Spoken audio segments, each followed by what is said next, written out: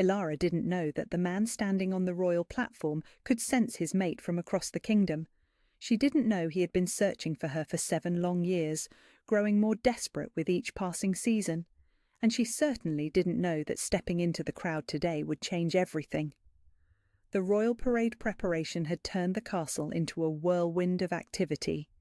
Servants rushed through corridors carrying silk banners and golden goblets, their arms full of the finery that would transform the kingdom's heart into something magnificent. Ilara pressed herself against the stone wall as a group of ladies-in-waiting swept past, their elaborate gowns rustling like autumn leaves. She had perfected the art of being invisible. 2 years of carrying water buckets and scrubbing floors had taught her exactly how to move through the castle, like a shadow, head down, shoulders hunched, always ready to step aside. The borrowed servant's dress hung loose on her small frame, the rough brown fabric marking her as surely as a brand. She was nothing, nobody, just another pair of hands to carry what needed carrying. But today felt different. Through the narrow window she could see the crowds gathering in the great square below. Families dressed in their finest clothes, children perched on fathers' shoulders, vendors calling out their wares. The whole kingdom had come to celebrate their Alpha King's 10th year of rule.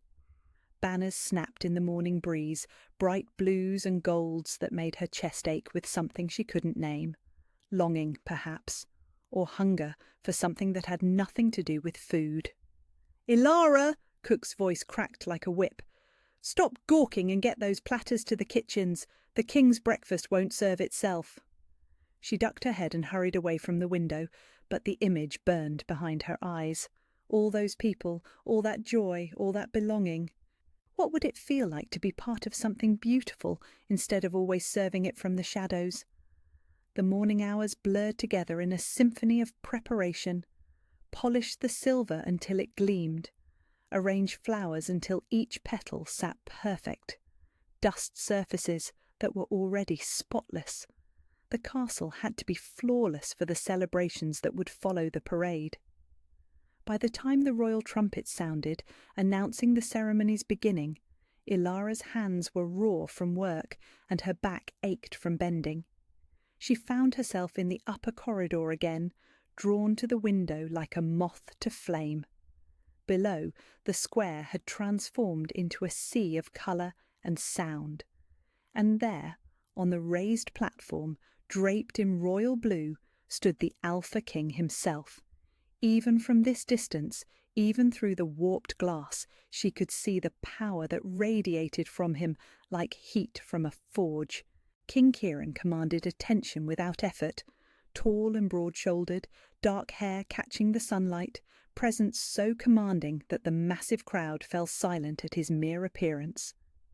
She had seen him before, of course, during her 2 years in his castle, but always from a distance, always as part of the furniture, invisible and unimportant. He began to speak, his deep voice carrying across the square, and something in her chest pulled tight. The sensation was strange, unfamiliar, like a golden thread being tugged by invisible hands. "What are you doing up there?" Ilara spun to find Marta, one of the senior maids, standing behind her with crossed arms and a disapproving frown. The window was dirty, I thought." "The window was clean this morning. You're supposed to be preparing the servants' quarters for tonight's staff celebration, not dreaming out windows." But Marta's expression softened slightly. "I know it's tempting to watch, girl, but that world isn't for us." That world isn't for us. The words stung because they were true. Ilara nodded and turned away from the window, but the pull in her chest remained, stronger now, almost desperate. She should have gone to the servants' quarters, should have done her work and stayed in her place. Instead, she found herself slipping down the back stairs, through the kitchen corridor, past the guards who were all watching the ceremony. Her heart hammered against her ribs as she stepped into the castle's courtyard. The sounds of celebration were louder here, cheers and applause, the royal guard's ceremonial drums, children laughing. The great gates stood open, and through them she could see the edge of the crowd. Just the edge. She could watch for a moment, just one moment, and then return to her duties. The brown cloak hanging by the kitchen door belonged to no one in particular. Servants shared such things. She pulled it around her shoulders and drew the hood up, hiding her distinctive red hair. Her breath came quick and shallow as she stepped through the gates. The crowd was enormous. Hundreds of people pressed together, all facing the platform where their king continued his speech. The air smelled of fresh bread and flowers, of perfume and excitement. Ilara had never been part of anything like this. The energy was intoxicating, infectious, pulling her deeper into the mass of celebrating people. She was nobody here, just another face in the crowd. For the first time in 2 years, she felt almost like she belonged somewhere. The platform seemed miles away, but she could still see him, their Alpha King, gesturing as he spoke of prosperity and strength. His voice washed over the crowd like a warm tide, and that strange sensation in her chest grew stronger. The golden thread pulled taut, urgent, demanding, and then, impossibly, he stopped speaking. Mid-sentence, King Kieran went perfectly still. His head turned slowly, scanning the crowd with an intensity that made the air itself seem to thicken. Even from this distance, Ilara could see the change in his posture, the way he straightened like a wolf catching a scent. The crowd began to murmur, confused by the sudden silence, but Ilara felt frozen, pinned in place by a terror she couldn't name. Something was wrong. Something was... The king's golden eyes swept across the masses, searching, hunting, and when his gaze passed over her section of the crowd, that golden thread in her chest blazed like fire. "Find her!" His voice carried across the suddenly silent square, pitched low but somehow reaching every ear. 2 words that changed everything. The guards began to move. Terror shot through Ilara like lightning. The guards were moving through the crowd with purpose, their silver armour catching the sunlight as they parted the masses. She pulled her hood lower and tried to shrink into herself, but the brown cloak felt impossibly conspicuous now, like a beacon in the sea of celebration. Run! Every instinct screamed at her to run. She pushed through the crowd, mumbling apologies as she squeezed between families and couples.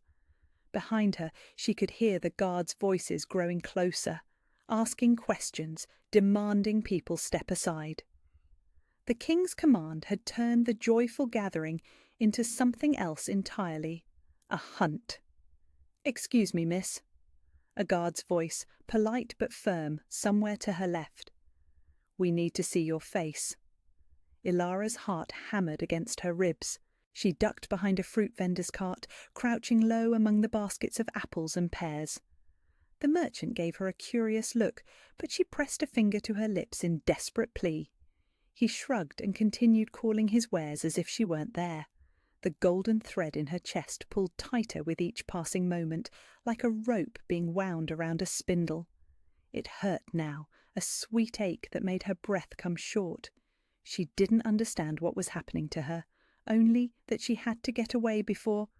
"Your Majesty, the security risk. I don't care." The voices were close now, too close. Through a gap in the cart's wooden slats, Ilara saw boots approaching. Royal boots, polished to mirror brightness, followed by the heavy footfalls of guards. Her mouth went dry. The Alpha King had left his platform. He was in the crowd, searching personally. This was unprecedented. Kings didn't descend into masses of common people.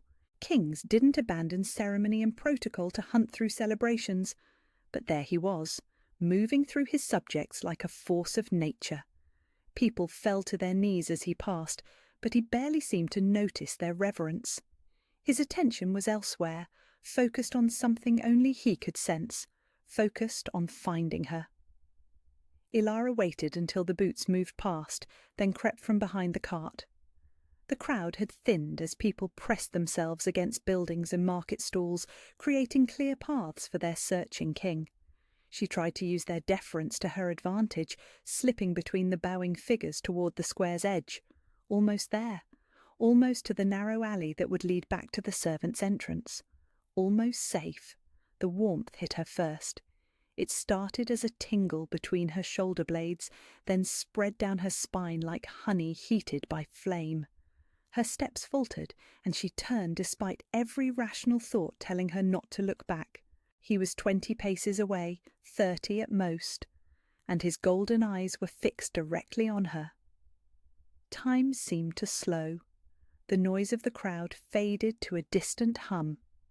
King Kieran stood among his kneeling subjects like a pillar of contained power, dark hair tousled by the breeze, broad shoulders filling out his royal blue jacket. He was devastatingly handsome in the way of legends, the kind of man poets wrote about, and common girls like her only glimpsed from afar. But it was his eyes that held her captive. Amber gold and fierce with recognition, they looked at her like she was the answer to a question he'd been asking his whole life. "There you are," he said, and though his voice was quiet, it seemed to carry across the impossible distance between them, gentle despite the chaos he'd created to find her. Panic broke the spell. Ilara spun and ran. She darted between market stalls, her borrowed cloak streaming behind her. Her feet knew these streets from countless errands. She could lose herself in the maze of vendor booths and narrow passages if she was fast enough. But even as she ran, the golden thread pulled tighter and the warmth in her chest blazed hotter.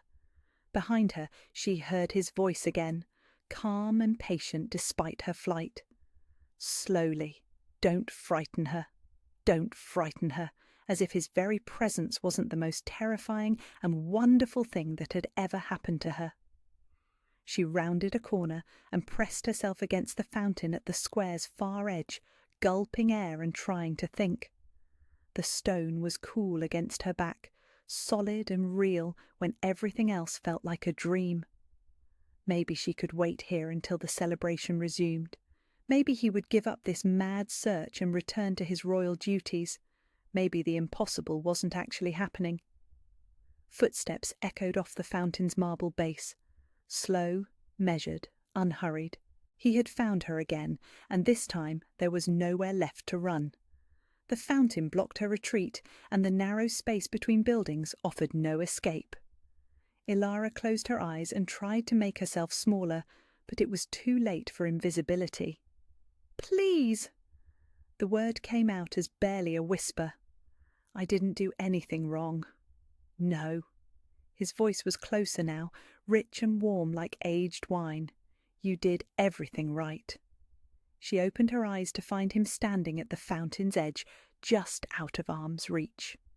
Up close he was even more overwhelming, tall enough that she had to tilt her head back to meet his gaze, broad enough to block out the sun. Power radiated from him in waves, the kind of presence that could command armies or stop kingdoms. But his expression was gentle, patient, as if he had all the time in the world to wait for her fear to ease. "I'm nobody," she managed, the words tumbling out in desperate explanation. I clean floors and carry water. I shouldn't be here. I know I shouldn't be here." He moved then, one slow step closer. The golden thread in her chest sang at his approach, harmony to a melody she'd never heard before. "What's your name?" he asked quietly. "Ilara." The answer slipped out before she could stop it. Something shifted in his expression, satisfaction perhaps, or recognition.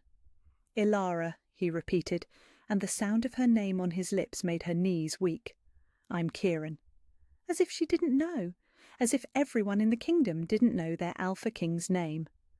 "Your Majesty," she whispered, dropping into an awkward curtsy that nearly sent her tumbling backward into the fountain. "Just Kieran," he said, and extended his hand.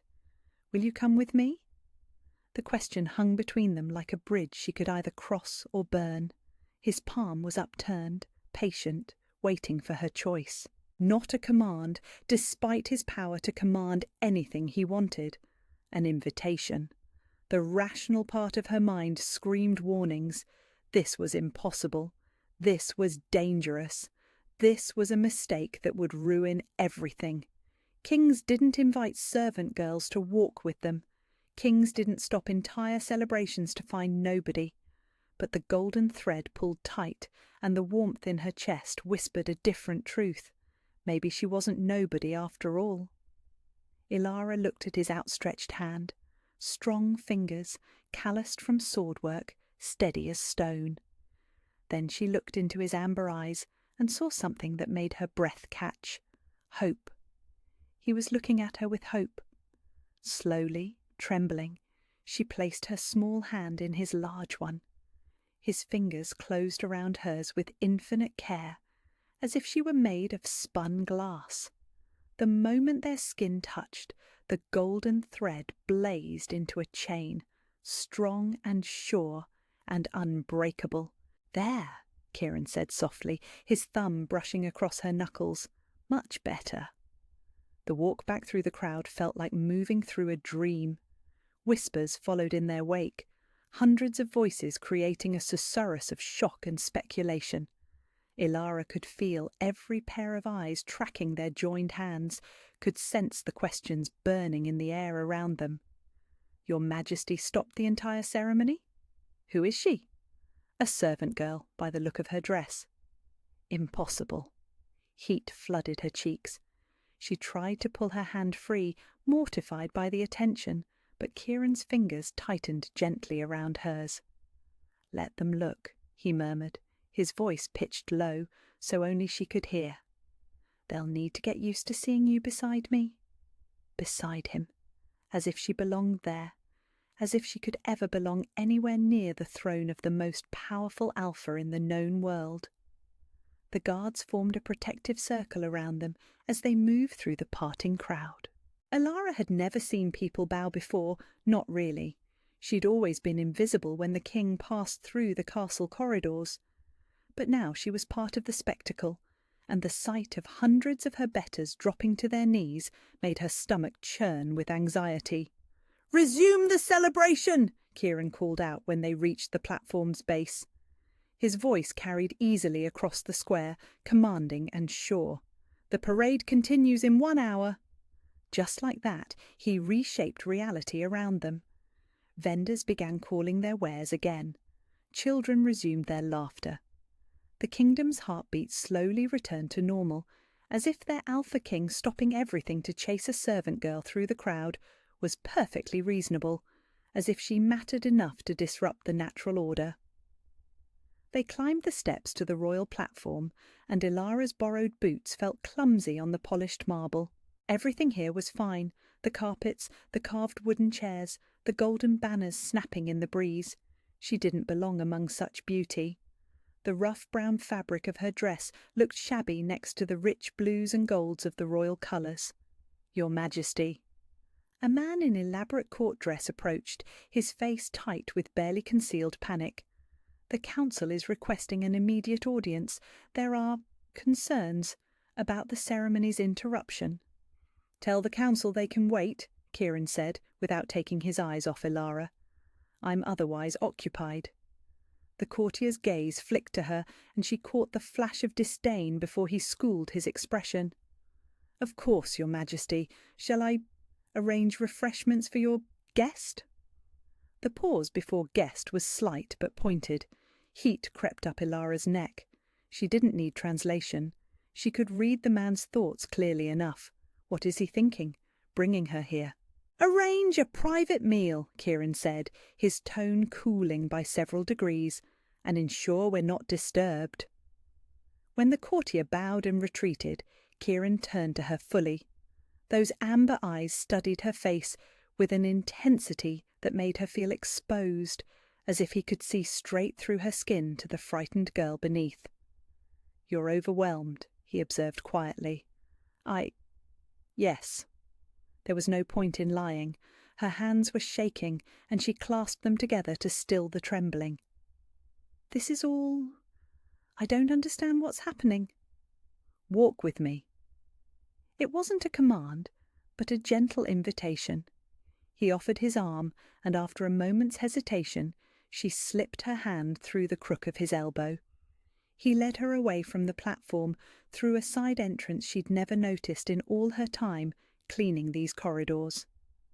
The passage was narrow and private, lit by torches that cast dancing shadows on the stone walls.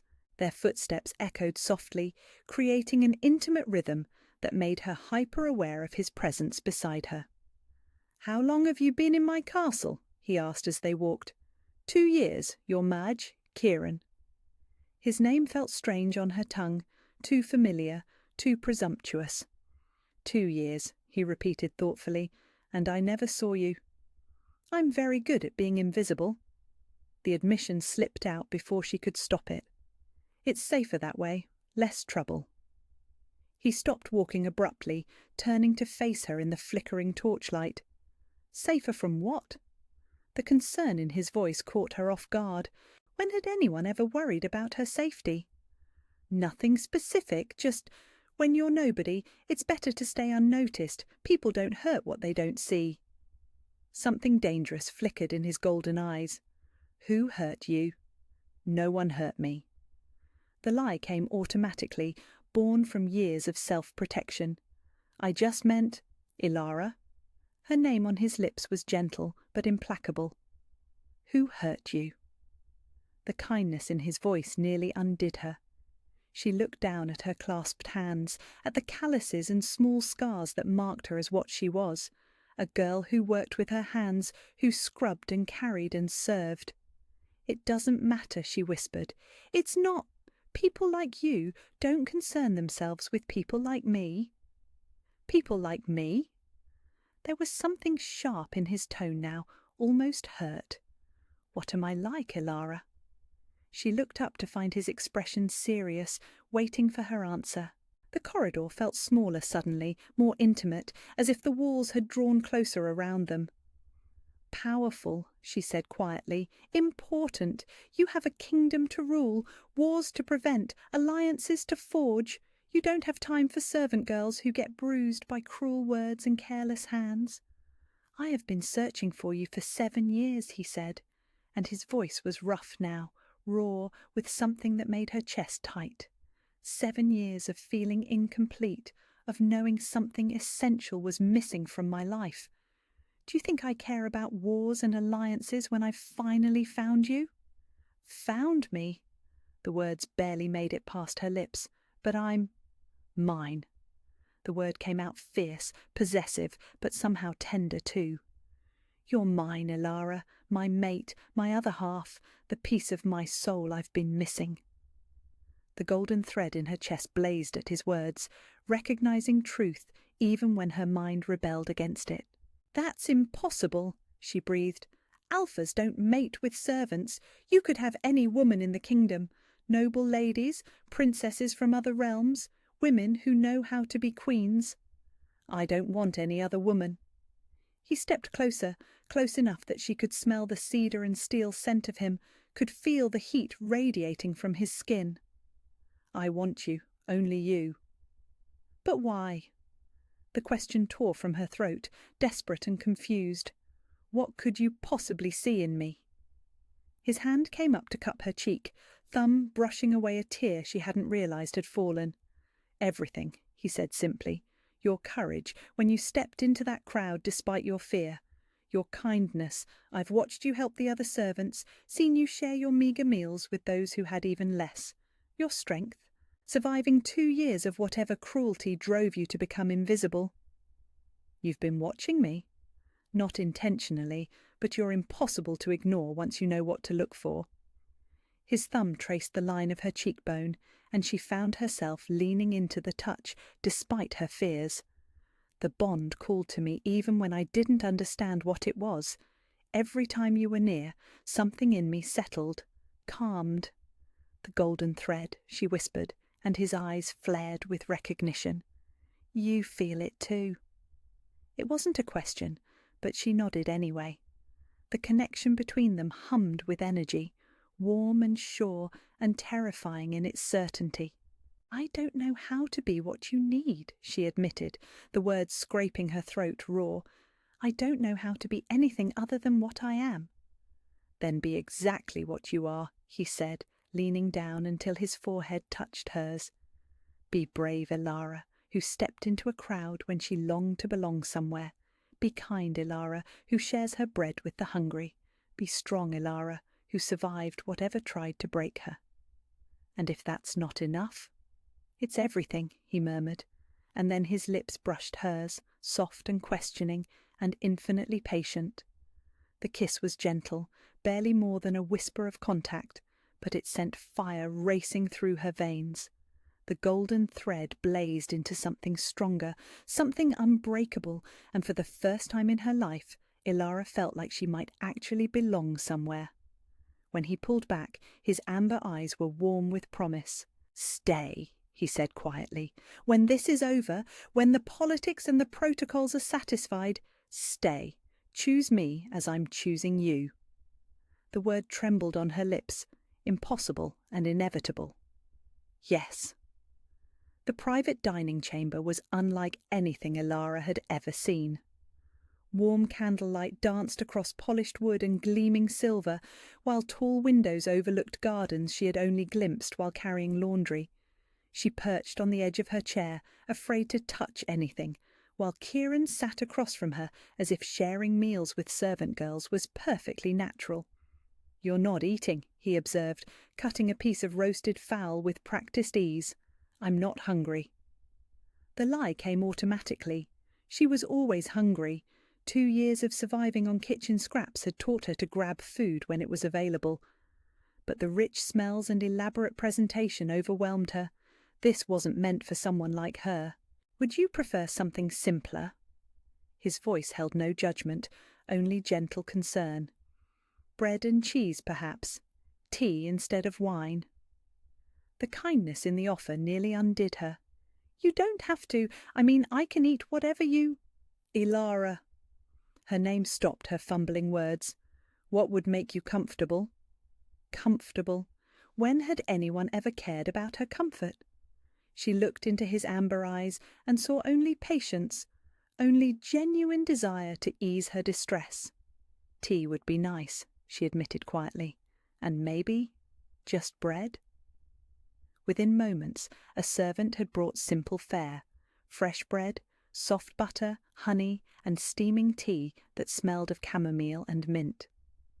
Kieran dismissed the elaborate meal without a second glance, serving himself bread as if it were a feast. "Better?" he asked, and when she nodded, his smile was radiant. The conversation came easier after that. He asked about her life before the castle, and found herself telling him about the small village where she'd grown up, about her grandmother who taught her to read using old prayer books. He listened with complete attention, as if her childhood stories were matters of state importance. "What brought you to the castle?" he asked, pouring more tea into her cup with careful precision. The question made her stomach clench. She looked down at her hands, at the small scar across her knuckles from a kitchen knife that had slipped. "My grandmother died. There was nothing left in the village for me.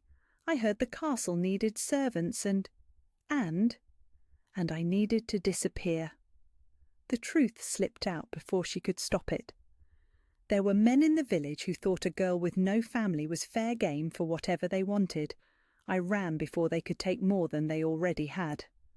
The temperature in the room seemed to drop 10 degrees. When she looked up, Kieran's expression was perfectly controlled, but his eyes burned with barely contained fury. "They hurt you." It wasn't a question. "Nothing permanent," she said quickly, recognizing the danger in his stillness. "Just hands where they shouldn't be, words that cut deeper than they should. I got away before it went further." "Their names." "Kieran, no, it doesn't matter now. I'm safe here." "Their name's Ilara." The command in his voice made her wolf instincts want to submit, but she forced herself to meet his gaze. "You can't punish every man who's ever been cruel to a servant girl. You'd have to execute half the kingdom." Something shifted in his expression. Surprise, perhaps, that she would defy him. Then his features softened, and he reached across the table to cover her hand with his. "You're not just any servant girl," he said quietly. "You're my mate, and anyone who hurt you hurt what belongs to me." "I don't belong to you." The words came out sharper than she intended. "Don't you?" His thumb traced circles on her knuckles, sending warm shivers up her arm.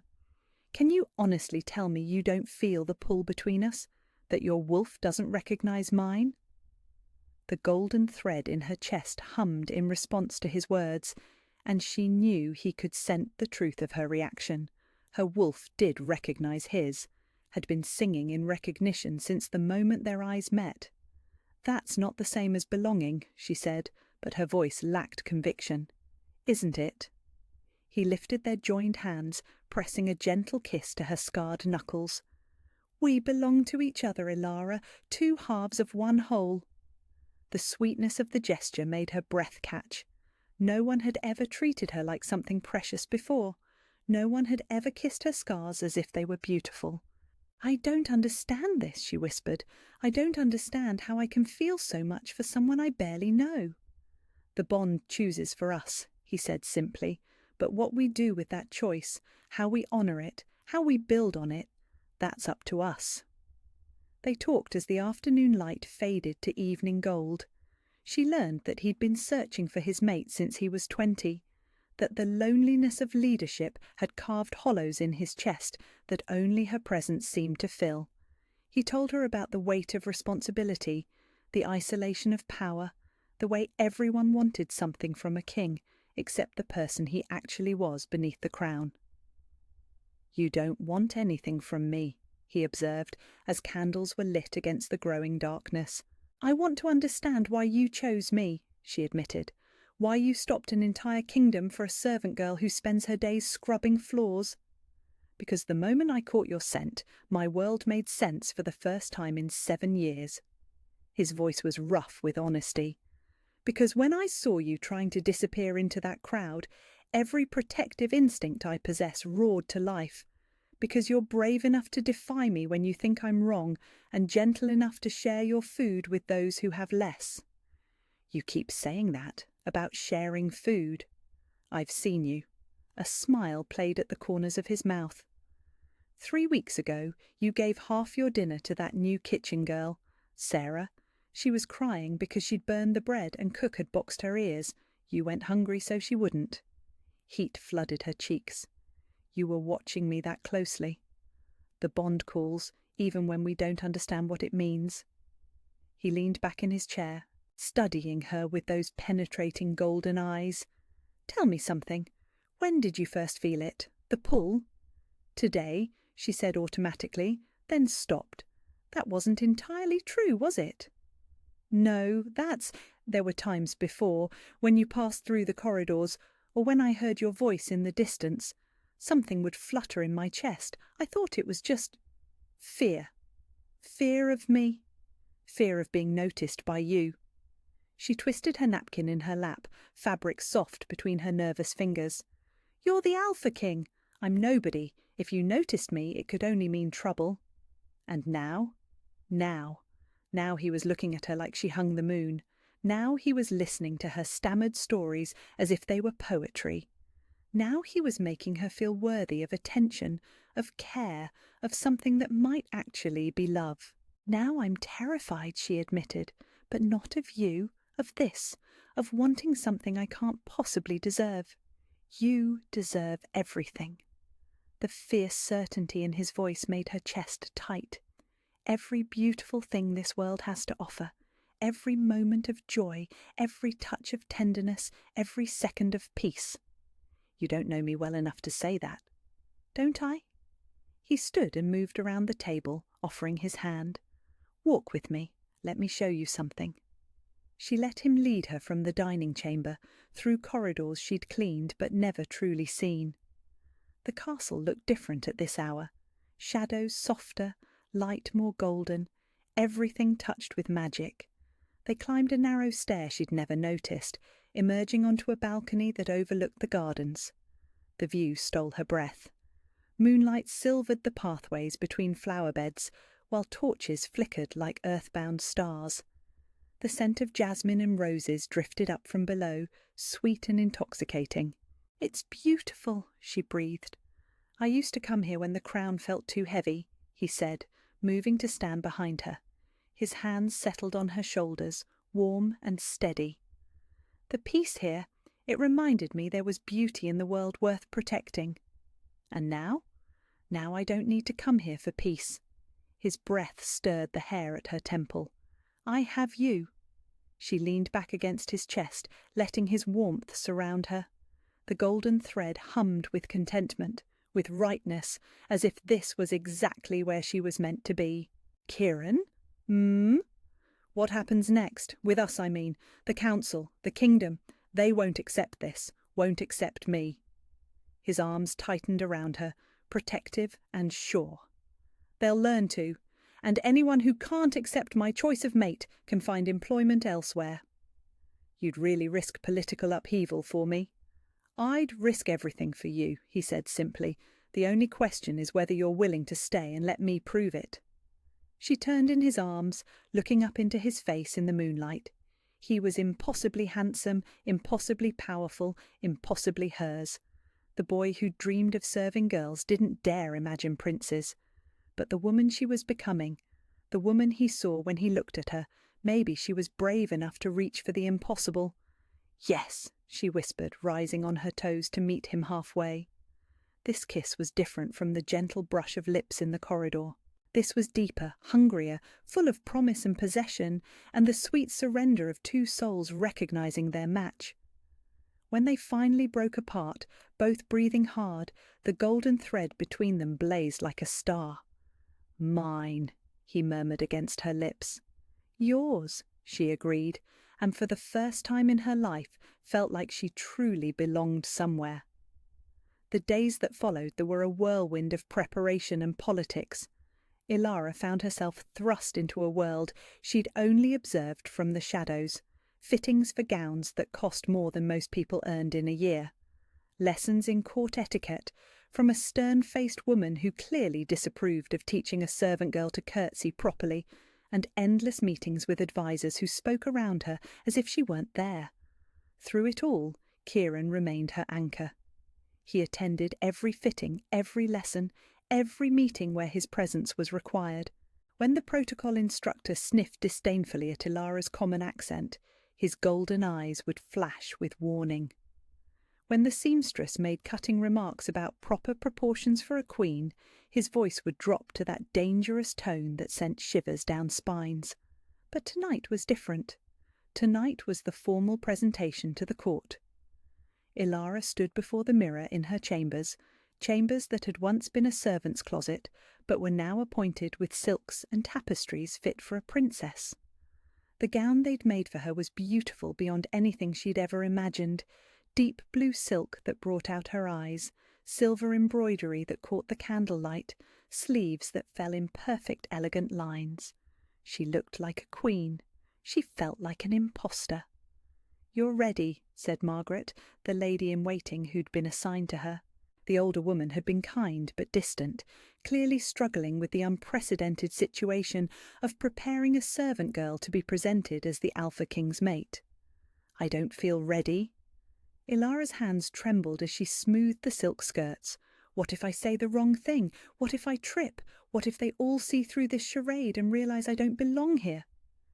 "Then you remember that the Alpha King chose you," Margaret said firmly, "and his choice is law." But as they made their way to the great hall, Ilara wondered if law would be enough.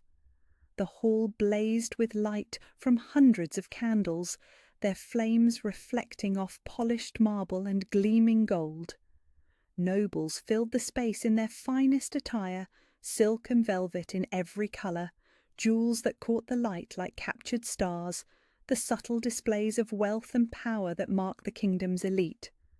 Every eye turned to her as she entered on Kieran's arm. The whispers started immediately, spreading through the crowd like wildfire. "That's her. She's actually quite pretty for a servant. The king has lost his mind. This will never last." Heat flooded her cheeks, but Kieran's hand tightened reassuringly on hers. He looked magnificent in his formal court dress, midnight blue jacket with silver threading that matched her gown, his crown catching the candlelight, every inch the powerful Alpha King who commanded absolute loyalty. "Breathe," he murmured for her ears alone. "You belong here because I say you do." They took their places at the head of the hall, and Kieran's voice rang out clear and commanding. Lords and ladies of the court, I present to you Lady Alara, my mate and future queen." The silence that followed was deafening. Then, slowly, the nobility began to bow, some with genuine respect, others with barely concealed reluctance. But they all bowed, because to refuse would be to challenge their king directly. All except one. Lord Aldrich stepped forward, his silver hair gleaming and his face set in lines of aristocratic disdain. Ilara recognised him from the castle corridors, a man who'd never so much as glanced at her when she'd been carrying water buckets past his chambers. "Your Majesty," Aldrich said, his voice carrying clearly across the hall, "surely there has been some mistake. The Alpha King's mate must be someone of appropriate breeding, someone who can bring political advantages to the crown, not a—" His gaze raked over Ilara dismissively. "Common servant girl." Gasps echoed through the crowd. No one spoke to the Alpha King like that. No one questioned his choices so directly. Kieran went perfectly still beside her, and the temperature in the hall seemed to drop 10 degrees. His alpha presence expanded, pressing against everyone present until they fought not to drop to their knees in submission. "Are you questioning my judgment, Lord Aldrich?" Kieran's voice was deadly quiet. "I'm questioning your sanity," Aldrich replied, either brave or stupid enough to continue. "You could have any woman in the kingdom, Lady Catherine of House Brennan, Princess Isabel of the Northern Territories, any number of suitable choices. Instead, you pick up some kitchen wench and proclaim her queen. The other kingdoms will laugh at us. Our enemies will see weakness." Each word hit Ilara like a physical blow. Kitchen wench, weakness, every insecurity she'd ever harboured about her worthiness came flooding back, and she felt herself shrinking inside the beautiful gown. "You're right," she said quietly, the words scraping her throat raw. "I don't belong here." She started to step away, to flee before she could embarrass Kieran further, but his hand caught hers in an iron grip. "Don't." The single word held all the authority of his crown and all the fierce protection of his wolf. "Don't you dare let his poison touch you." But the damage was spreading. Other voices joined Aldrich's, emboldened by his defiance. "The bloodline must be considered, political ramifications. Surely a more appropriate match—" "Enough!" Kieran's roar silenced every voice in the hall. His alpha presence slammed outward with such force that several nobles actually did drop to their knees. The candle flames flickered as if blown by an invisible wind. "You want to know what makes her suitable?" Kieran's voice carried to every corner of the vast space. "She has more courage in her smallest finger than any of you have in your entire bodies. While you've lived lives of privilege and comfort, she survived poverty and cruelty and still maintained a heart kind enough to share her meagre meals with those who had even less." He released Ilara's hand and stepped forward, his fury magnificent and terrible to behold. "You question her breeding? She has the strength to endure hardship without breaking, and the grace to help others, even when she had nothing herself. You question her intelligence? She taught herself to read, using discarded prayer books. She knows the value of hard work, the meaning of sacrifice, the weight of genuine suffering." His golden eyes swept the crowd, daring anyone else to speak. "She is brave enough to stand before you now despite your cruelty, noble enough to worry about embarrassing me rather than defending herself, and strong enough to survive 2 years in my castle without once asking for special treatment or using her connection to me for personal gain." He turned back to Ilara, and his expression softened with such tenderness that her breath caught. "She is everything I could ever want in a mate, and more than any of you deserve in a queen. But you will have her anyway, because she is mine and I am yours, and my happiness is the kingdom's happiness." The hall remained dead silent, hundreds of nobles afraid to breathe. "Lord Aldrich," Kieran continued, his voice dropping to that dangerous whisper that somehow carried perfectly, "you will apologise to my mate for your disrespect, and then you will remove yourself from my sight. If I hear that you've spoken against her again, you'll find yourself in exile faster than you can draw breath to protest." Aldrich's face had gone ashen. He looked around the hall as if seeking support, but found only carefully neutral expressions. No one would risk the Alpha King's wrath to defend his position. "Forgive me, Your Majesty, Lady Alara." The apology was grudging, but it was an apology.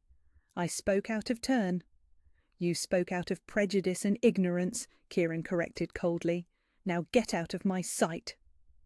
Aldrich bowed stiffly and retreated, several other nobles following in his wake. The remainder of the court stood in tense silence, waiting to see what would happen next. Kieran turned back to Alara, his expression transforming from fury to gentle concern. "Are you all right?" She stared at him in wonder. He had just defended her before the entire court, had proclaimed her virtues to people who saw her as nothing, had risked political upheaval to protect her honour. "You didn't have to do that," she whispered. "Yes, I did." He cupped her face in his hands, thumbs brushing away tears she hadn't realised were falling. "You are precious beyond measure, Alara. My mate, my queen, my heart. Anyone who can't see your worth doesn't deserve to breathe the same air as you."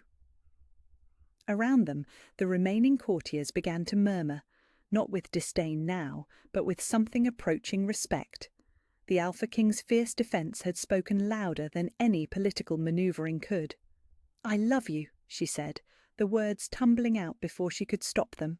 His smile was radiant. "And I love you, more than kingdom, more than crown, more than life itself." When he kissed her there in front of the entire court, sealing their bond before witnesses, the golden thread between them blazed like the sun. And for the first time since this impossible journey began, Alara truly believed she might actually deserve the love of a king. 3 months later, Alara stood on the same balcony where Kieran had first kissed her, watching the sunrise paint the castle walls gold. The gardens below were in full bloom, their beauty no longer something she observed from a distance, but something she helped tend. She'd convinced the head gardener to let her work among the flowers, much to the horror of her lady-in-waiting, because her hands needed something useful to do.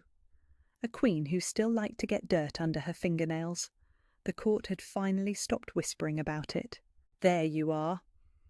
Kieran's voice was warm with affection as he joined her at the balcony rail, settling his arms around her waist from behind. "Margaret was convinced you'd been kidnapped by bandits when she couldn't find you in your chambers." "I told her I'd be here." Alara leaned back against his chest, marvelling as she always did at how perfectly she fit against him. "She still doesn't approve of my morning walks." "Margaret doesn't approve of anything that doesn't involve proper royal deportment and sitting still for hours." His lips brushed her temple. "Good thing I don't care about her approval." The past 3 months had been a revelation. The kingdom that had seemed impossible to navigate from her position as a servant girl was actually starving for the kind of ruler she was becoming. She visited the villages regularly, not for ceremonial purposes, but to actually listen to the people's concerns. She'd established new programs for the castle servants, ensuring fair wages and decent living conditions. She'd turned unused rooms into a school where any child in the kingdom could learn to read, regardless of their station.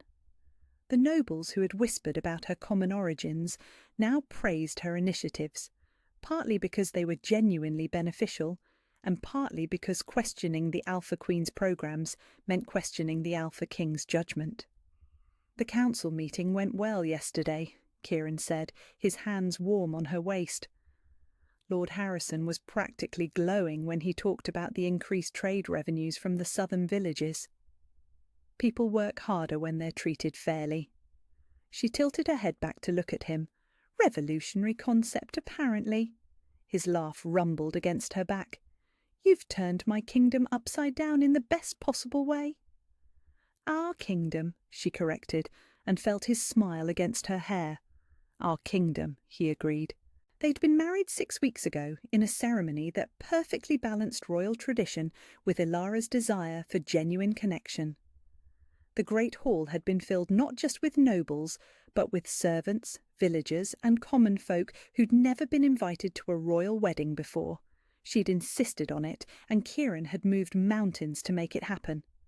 The memory of their wedding night still made her blush, not from embarrassment, but from the overwhelming rightness of it all, the way he'd treated her like something precious and powerful, the way their bond had blazed to life in its full glory, the way he'd whispered promises against her skin that had nothing to do with duty and everything to do with devotion. "I have something for you," he said now, reaching into his jacket pocket. "Kieran, you just gave me those earrings last week. It's not jewellery." He placed a small leather journal in her hands, worn soft with age. "I found this in the castle archives. It belonged to my great-grandmother, Queen Lydia. She was like you." Ilara opened the journal carefully, scanning the faded ink on the first page. "Like me, how?" "Common-born. She was a healer's daughter who caught my great-grandfather's eye during a plague outbreak. The court was scandalised." His arms tightened around her. She wrote about the challenges she faced, the ways she found to bridge the gap between her origins and her crown. "I thought you might like to read her story." Tears pricked her eyes. Even now, months into their marriage, he continued to find ways to show her that she wasn't alone in this impossible position, that other women had walked this path before her and succeeded. "Thank you," she whispered. "This is perfect." "There's more." His voice held barely contained excitement. "Turn to the bookmark." She flipped to where a ribbon marked a page near the journal's end, and her breath caught. The entry was dated 43 years after Queen Lydia's coronation. "Today I watched my great-grandson take his first steps in the garden where I once doubted I belonged. The roses I planted with my common hands have grown into something beautiful, just as this kingdom has grown under the love of a woman who was never supposed to wear a crown. I pray that someday another unlikely queen will read these words and know that love, true love, chosen love, can overcome any obstacle." She knew, Ilara breathed. Somehow she knew that someday there would be another woman like her. "The bond chooses whom it will," Kieran said softly. "Fate has a way of bringing the right people together, no matter how impossible it seems." A movement in the gardens below caught her attention, and she smiled to see Sarah, the kitchen girl she'd shared food with so long ago, walking hand in hand with one of the stable boys. Young love, tentative and sweet, blooming under a queen who remembered what it felt like to be overlooked and dismissed. "Do you ever regret it?" she asked, the question slipping out before she could stop it. "The political complications, the resistance from some of the nobles, the way it's changed everything?" "Every single day," he said, and her heart clenched until he continued. "Every single day I regret that it took me 7 years to find you, that you spent even one moment believing you weren't worthy of love, that we lost time we could have been together." She turned in his arms to face him fully. He was beautiful in the morning light, golden eyes warm with love, dark hair tousled from sleep. Her husband, her mate, her impossible fairy tale made real. "I love you," she said, the words as natural as breathing now. "And I love you, my queen, my heart, my everything." When he kissed her, it was with the same desperate tenderness he'd shown that first night on this very balcony. But there was something else now. Certainty, security, the bone-deep knowledge that they had forever to love each other. A year ago she'd been invisible, a servant girl who believed herself worth nothing more than scraps and shadows. Now she was Queen Ilara, beloved by her people, cherished by her mate, and absolutely certain of her place in the world. "Do you remember," she said against his lips, "what you told me that first day? When I said I was nobody? I said you were everything." His thumb traced her cheekbone, the same gentle touch that had convinced her to trust him all those months ago. "I was right." "You were right." She smiled up at him, radiant with happiness. "Though I still can't believe you stopped an entire kingdom for me." "I'd stop the world for you," he said, just as he had that first night. Every single day for the rest of our lives, I'd stop the world for you." As they stood there in the golden morning light, the castle stirring to life around them and their kingdom spreading out in peaceful prosperity below, Ilara marvelled at the journey that had brought them here. From a servant girl trying to disappear in a crowd to a queen who shone like a beacon, it was impossible, improbable, and absolutely perfect. The golden thread that connected them hummed with contentment, with joy, with the promise of years and years of mornings just like this one. Where are you listening from? Let's meet in the comments. I love hearing your thoughts about these stories. If you'd like to support me, please subscribe. It's free, and it helps more people hear stories about love conquering the impossible.